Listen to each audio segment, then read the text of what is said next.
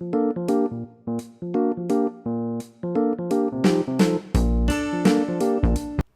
welcome to another episode of the Mike Paige Doodle Club. I'm Mike Paige, and today we are going to draw Charlie the Chihuahua. So grab a pencil or a pen and grab some paper, and don't be afraid to make mistakes. Let's get right to it. Okay, to make Charlie the Chihuahua, I'm going to start with her forehead. And it's almost going to be like you're drawing a seagull or a bird flying. So you've got sort of, if you were drawing a bird and you just kick the pen out both ways like this, that's sort of the shape we're going for. So it's a slowly undulating hill, basically. And then we're going to come down on the brow line. So we'll have an eye about here and about over here. And I'm going to go ahead and start marking where the ears will go. I find it very helpful to have those markers. And Charlie is black and white. She used to be black and tan, but she's getting up there in age.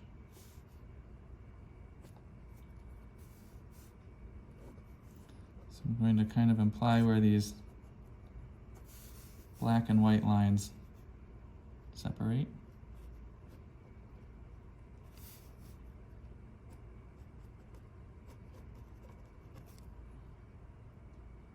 So this area will be white. We'll have some black in here.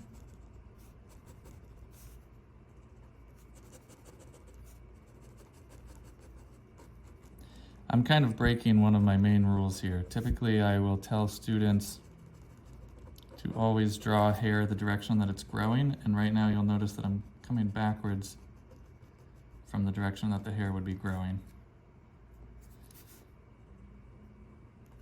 And that's just because I'm not really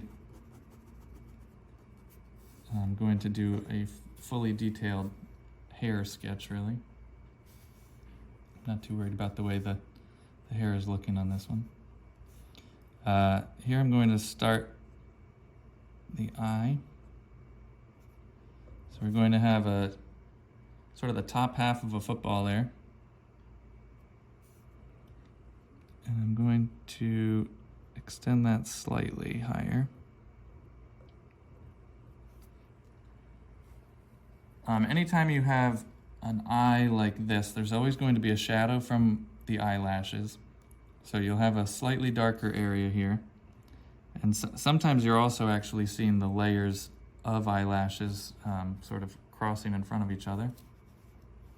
But so here we've got the shadow from the eyelashes. And then the lower half of her eye is going to be a bowl shape like that.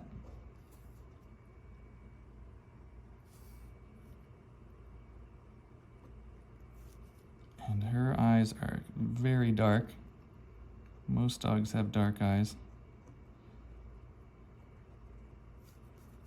I'm going to leave a little bit of sort of highlight area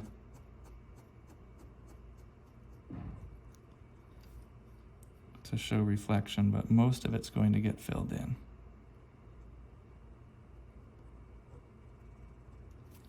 Do something kind of like that.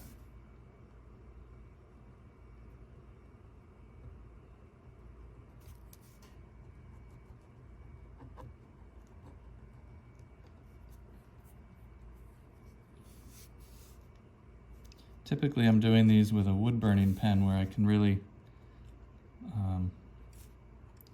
carefully shade it exactly the way I want. It's kind of difficult with a gel pen to get quite the right level of value that I'm looking for, but the plus side is it shows up better on camera for you. So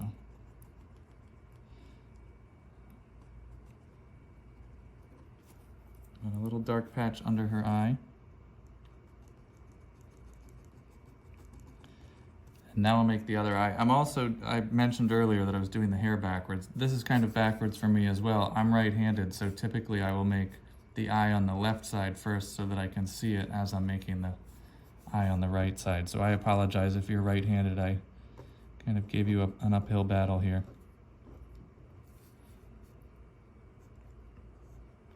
This eye here, we're going to give it a slight droopiness.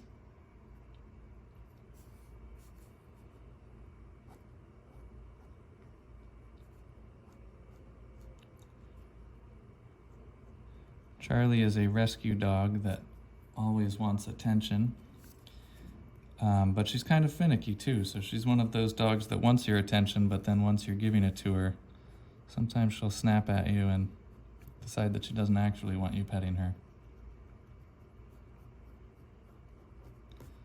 But as soon as you stop petting her, she'll cozy up to you again.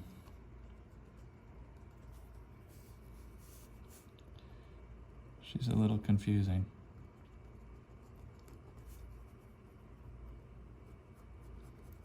And again, we're going to make a little dark patch under the eye. This here is the sort of line where a lot of dogs will have like a brown goopy spot by their eyes, where it's actually from bacteria. But if you're drawing a dog that has that, you want to imply it because their owner will notice if it's not there.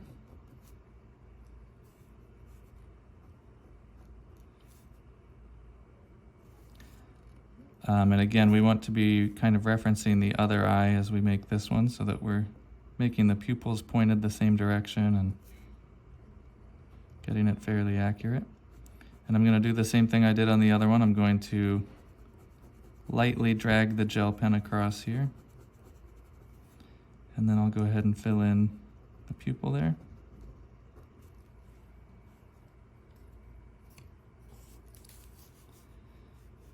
And then I'm going to start making her nose, which is going to come across. It'll be right about here. So this here is going to be a very smushed rainbow shape.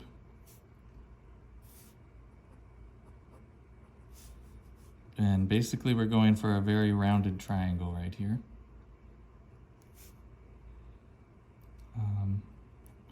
And because of the angle of her head, this side will be a little bit longer than that side. And this side will also be interrupted by the nostril.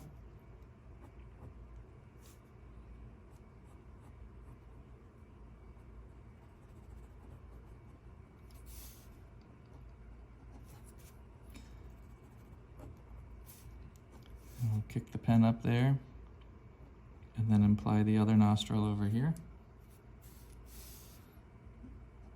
I made this nose at slightly the wrong angle, but that's all right. I'm hoping I can still kind of salvage it. And again, this is a good exercise if you're going to do a longer portrait of a person or a pet or anything really. It's always good to do a quick sketch first so that you'll make your mistakes on something that's lower stakes than the finished piece will be. So making this mistake here, this part is a little further left than I would have wanted it. But that's the kind of mistake that making it on a practice drawing is a lot better than making it on a wood-burned ornament that's going to take a long time. I'm going to connect that line there. Again, Charlie is a Chihuahua, so we're going to give her the big trademark Chihuahua ears. And this one's going to be kind of flopped. Charlie's ears have a lot of personality hiding in them. And I suspect that if you're a dog owner, you'll know exactly what I'm talking about. Everybody's dogs, their ears all kind of do different things, and if it's your dog, you know exactly what your dog is up to based on what his or her ears are up to. Charlie's definitely one of those dogs.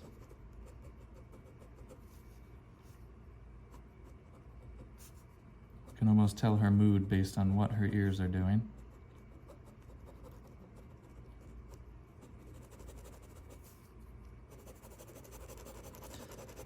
I'm not going to fill that ear in completely, but all that would be black. And this inner part would be white. What I will do, anytime you're making hair, you want there to be some continuation of direction from this side to that side. So even though this hair is not, this here is not a reflection within these hairs like it would be if you were drawing human hair. This is actually two different colors, but I'm still going to try to show a little bit of continuity coming across here so that your brain reads it in a way that makes sense.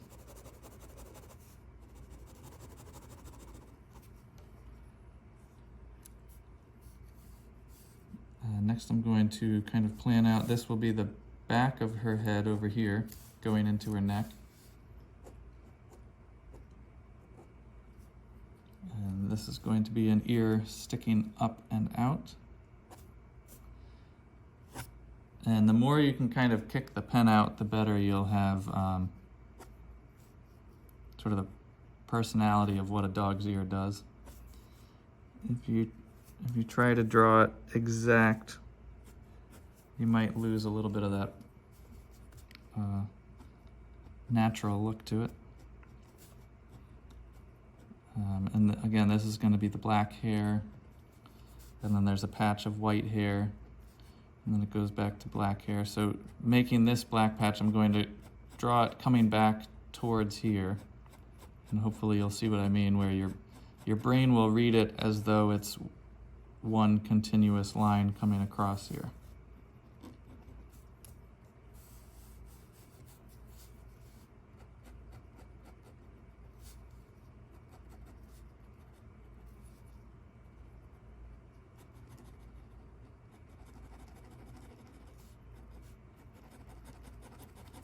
This is the kind of thing that I'm usually doing around the holidays each year. I started making wood-burned Christmas ornaments a number of years back, and pet portraits definitely became the big thing for that. Mostly because I kind of pushed for that. I really enjoy drawing dogs. So I started really pointing out to people that that's something that I did, in the hopes of getting more fun projects like that. So by October, I'm usually pretty backed up on dog ornaments, which is a fun problem to have. Now I'm going to apply some of the black fur over here, and then we'll start figuring out her muzzle area. So this is going to come down like this. I'm going to leave a slight gap between the nose and the mouth, and then that's going to be sort of a gentle point there. You don't want it too sharp. I'm going to come out slightly further on this side. And Charlie always kind of has a wry smile, like she's up to no good. So we're going to level it out right there.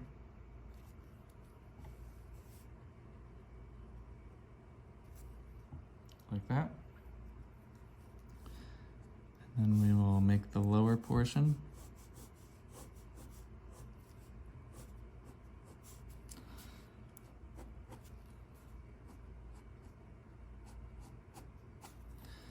Not really used to doing dogs in slow chunks like this. So this line is definitely off. And again, that's why it's good to do practice ones. This would be more accurate of a line here. And then this would almost bump over slightly like that. And then we'll have another line coming down here.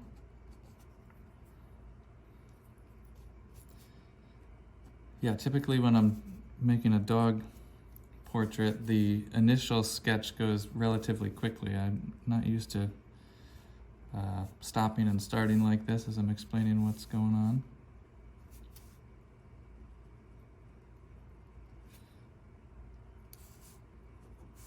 So I apologize that it's kind of hit or miss here. And again, this will be some shading under the eye.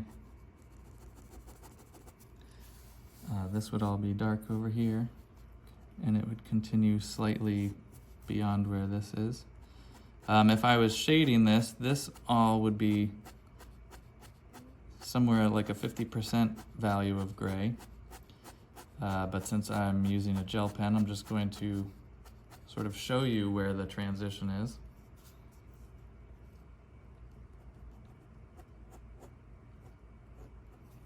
And then Charlie's got like a funny cowlick, it looks like, going on here.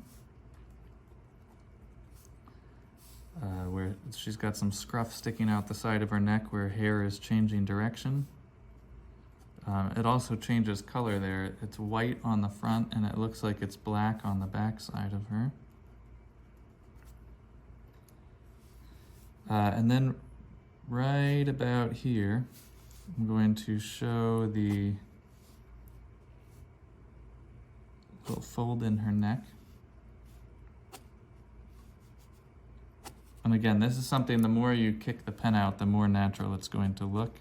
If you try to draw that line exact, it's going to look a little goofy most likely. And then just shade that a bit.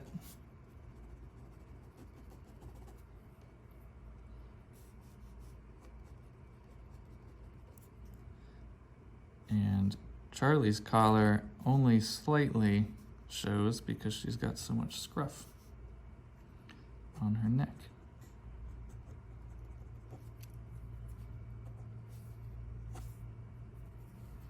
So we'll make her collar coming down. This will be the ring and the keychain loop.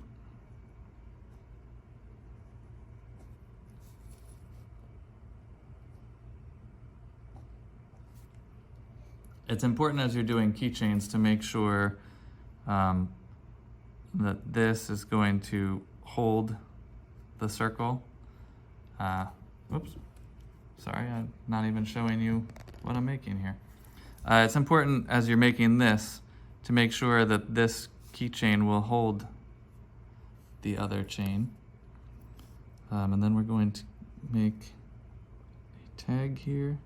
This one looks like it's a slight heart shape, but it's also kind of turned at an angle like this rather than showing flat. You're seeing it at an angle there. And then there's another tag behind that that looks like a bone shape.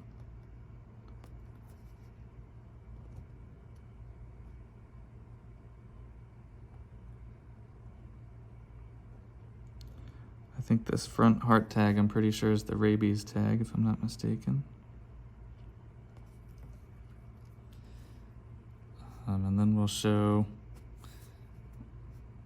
the buckle part of the collar. So this part here would just be a rectangle.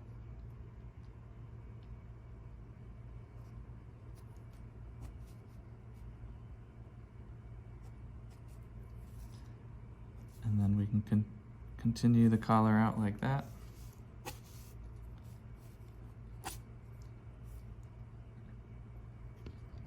And there we've got Charlie the Chihuahua.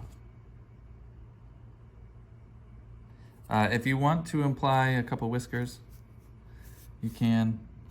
I would definitely recommend less is more on a dog. You don't want to get too carried away with whiskers. Ask me how I know, but I've ruined more than one drawing by adding whiskers at the end and doing a few too many. So there's Charlie the Chihuahua. So here is our finished sketch of Charlie the Chihuahua. This line here, in hindsight, was a little wonky. But again, that's why you start off with a quicker drawing. And then if I was going to make a wood burning of this or anything, a more serious pet portrait of Charlie, I would know where I'm likely to make my mistakes, and I would plan accordingly based off of that. So always do quicker, rough sketches of something before you do a longer version. Thank you for watching. I hope you enjoyed following along as I made Charlie, and I hope you have a great day. All right, kids, now that you've finished your doodles, color them in and then share them with both Mike Paige and Medfield TV. We're going to take those images and we're going to put them all over our station. Can't wait to see what you guys make.